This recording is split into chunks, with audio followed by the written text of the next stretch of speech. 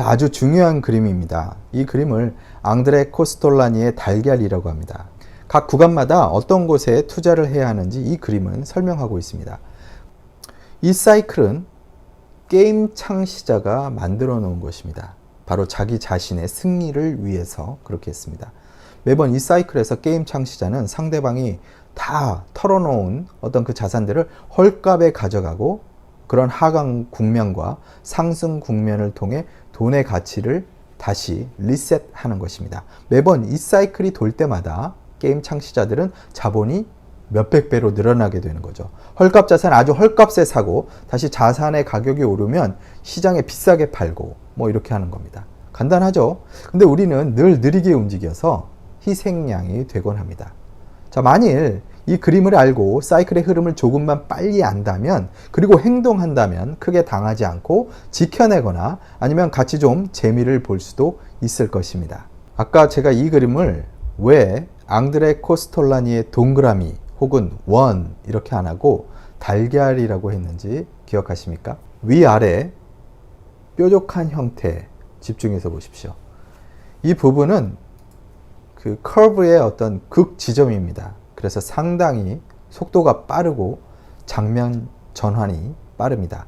이때 캐시를 들고 있어야 다른 것으로 갈아탈 수가 있는 것이죠. 근데 이게 쉽지가 않아요. 왜냐하면 정확한 타이밍을 찾아낼 수 없기 때문에 그렇습니다. 그리고 무너질 때 확실하게 빠르게 무너지기 때문에 그렇습니다. 자, 그럼 우리는 그 미국 FRB의 금리 인하를 어떻게 받아들여야 할까요?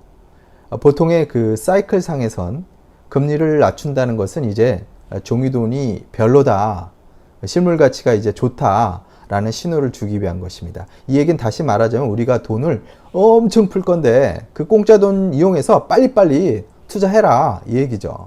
우리가 얼만큼 풀 거냐면 우리가 원하는 미래의 버블의 크기만큼 풀 거야 이런 얘기입니다. 그동안의 연준 금리의 변화를 차트를 통해 한번 보시죠.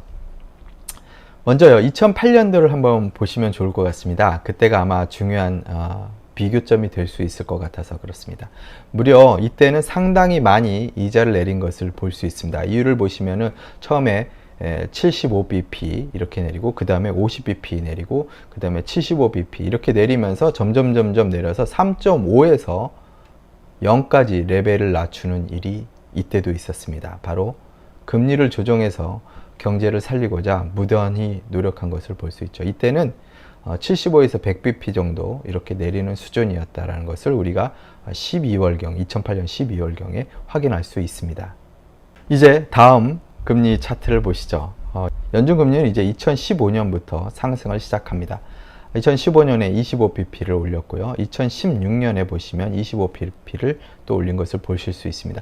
2017년에 이제 보시면 세 차례 올리는데요. 25포인트씩 이렇게 올리는 것을 이렇게 볼 수 있습니다.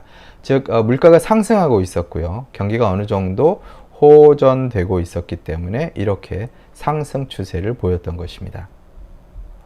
이제 다음 차트를 보시죠. 2018년부터 이제 금리를 이번에 많이 올리기 시작했습니다. 25포인트씩 계속 4차례 올린 것을 볼 수가 있고요. 2019년에는 그런데 갑자기 멈추기 시작하죠.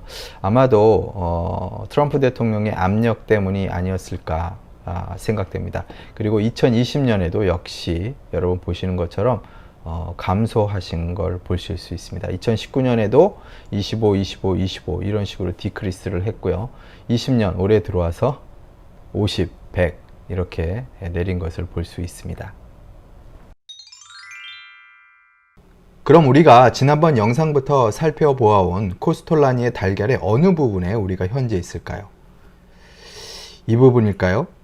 아니면 이 부분일까요? 아니면 이 부분일까요? 감이 잘 잡히지 않습니다. 일단 현재 상황 분석을 해보죠. 현재 시장은 어떻습니까? 시장은 주식 시장도 핫하고 부동산 시장도 핫한 그런 상태입니다. 그렇다면 분명 이 부분 아니면 이 부분일 텐데요. 어떻게 두 개의 포지션에 함께 있는 그런 상태가 되었을까요? 코스톨라니의 달걀이 틀린 걸까요? 앞서 말씀드린 바와 같이 아마도 자본주의 시스템을 창시하고 공고히 다져온 그 자본의 세력은 이번 사태를 예측하지 못했던 것 같습니다.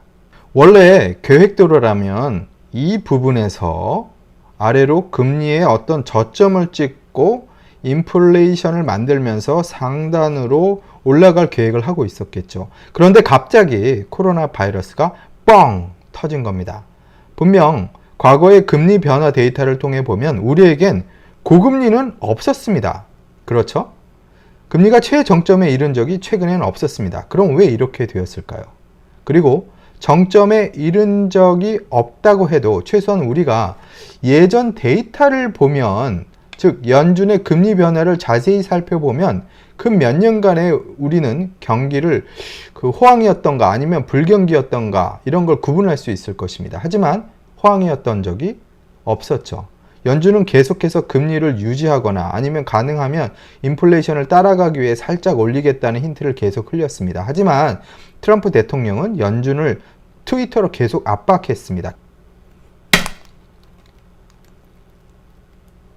보이십니까? 그런데 3월 15일 이렇게 된 것입니다.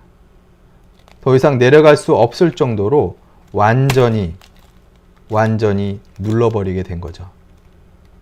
코스톨라니의 달걀은 이렇게 된 것입니다. 한꺼번에 150bp를 내려버렸으니 이렇게 주저앉을 수밖에 없는 것이죠.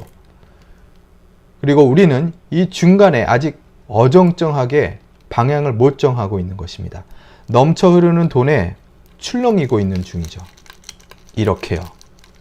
그 넘치는 돈 덕분에 그 말도 안 되는 값싼 이자 덕분에 부동산 시장이 활황하는 듯 보이고 있는 것이고요. 주식 투자의 장으로 불타오르고 있는 것입니다. 넘치는 돈은 사실 이 두 시장으로 모두 흘러 들어가고 있고 돈이 너무 싸기 때문에 밸류가 없기 때문에 은행에 있을 수가 없죠. 어디론가 이제 제일 괜찮은 실물 자산으로 옮겨가는 중인 것입니다. 이런 상황은 앞으로 한동안 계속될 것으로 보입니다. 길게는 내년까지 아마도 이런 상황이 계속 일어나면서 사람들은 환희에 차오를 것입니다. 수정 자본주의를 넘어서 국가 자본주의를 넘어서 반자본주의적인 이러한 돈을 위한 이런 일련의 조치들과 정책들은 어느 순간 멈추는 지점이 있을 것입니다.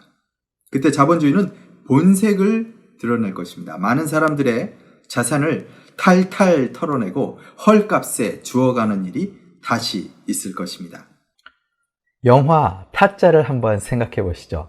쉽게 도박판을 생각해 보시면 되겠습니다. 보통 처음엔 판을 휘젓지 않습니다. 천천히 간을 보죠. 이겼다가 졌다 밀당을 하면서, 그리고는 상대방에게 슬슬 승리의 마약을 조금씩 주다가 판이 거의 끝나갈 때쯤엔 엄청난 승리를 안겨줍니다. 승리에 도취된 타겟은 오늘은 돈 좀 많이 딴 것 같다 라는 그런 기분이 들죠. 이젠 집문서를 걸고 급전을 빌립니다. 분위기가 너무 좋기 때문이죠. 그동안 잃었던 서름을 생각하면서 본전을 찾을 생각뿐만 아니라 대박을 날릴 수 있을 것 같다라는 기분도 듭니다. 상대방이 이젠 별거 아니라고 느껴지게 되죠. 그리고 결론은 안 봐도 비디오입니다. 하지만 이런 일은 일시적일 수 있습니다. 아주 짧은 기간 동안 일어날 수 있는 일이죠. 장기적인 안목으로 보면 어쩌면 더 심각한 상황으로 번질 수도 있습니다. 정부 정책과 연준 금리의 조정으로 정부는 경기를 호황으로 밀어붙이고 싶을 것입니다. 그리고 그럴 예정이고요. 그런데 그게 잘못되면 코스톨라니의 달걀에 있는 이 화살표의 방향으로 이렇게 움직이는 것이 아니라 반대로 역류할 수도 있습니다. 그러면 장기 불황으로 갈 수도 있겠죠. 그러면 다시 한번 연준은 금리를 손보거나 정부는 공짜 돈을 무한대로 더 찍어내야 할지 모릅니다. 결론적으로 앞으로 주식시장과 부동산 시장은 어떻게 될 것입니까? 낮은 금리가 유지되는 한 주식시장과 부동산 시장은 미친 듯한 광풍에 휩싸이는 걸 보게 될 것입니다. 이건 정부가 인위적으로 올머스트 죽은 사람을 살리려고 최고 전압으로 올리고 전기 쇼크를 주는 그런 정책입니다. 죽어가는 심장도 멈춰지지 않게 할 수 있는 그 정도의 전기 쇼크를 최대한 올리고 막 쏘아대는 꼴이라고 할 수 있죠. 부동산 시장은 어떻습니까? 6개월 후에 어떻게 될까요? 이게 저는 제일 궁금합니다. 2021년 초에 부동산 시장은 어떻게 세팅이 되어 있을까요? 이런 이유로 2021년 대선이 끝난 후 리얼리티 쇼가 펼쳐질 것입니다. 2021년부터는 모두들 긴장 타고 있어야 합니다. 밑부분이 완전히 찌그러진 이 달걀이 더 찌그러질지 아니면 원래 스케줄대로 진행될지 궁금합니다.